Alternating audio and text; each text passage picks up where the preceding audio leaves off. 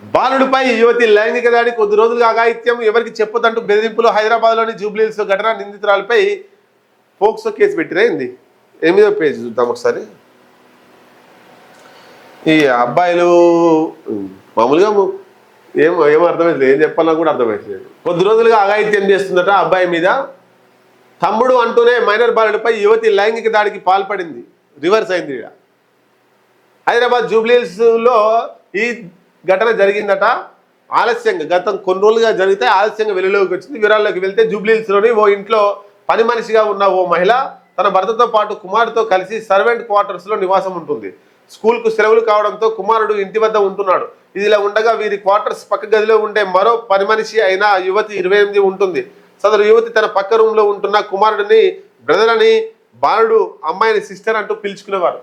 ఓసారి సదరు యువతి తన కుమారుడిని ముద్దు పెట్టుకోవడంతో అతడిని నిలదీసింది.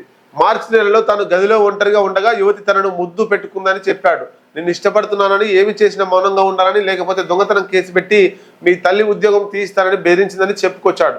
దీంతో సదరు యువతి చెప్పినట్టు బాలుడు చేసేవాడు. ఆ క్రమంలో బాలుడిపై ఆమె లైంగిక దాడి పాల్పడింది. బాధితుడి తల్లి ఫిర్యాదు మేరకు పోలీసులు యువతిపై ఇది రివర్స్ కేసు అయింది. మామూలుగా అమ్మాయిల మీద ఈ పురుషులు పోతే 18 లోపు ఉంటే పోక్సో కేసు అవుతుంది. ఇక్కడ అమ్మాయి మైనరే, మేజర్, అబ్బాయి ఆమె ఏమో 28 సంవత్సరాలు, అబ్బాయి చిన్నపిల్లడు కాబట్టి రివర్స్ పోక్సో కేసు. ఇది డైరెక్ట్ పోక్సో కేసు కాదు, రివర్స్ పోక్సో కేసు.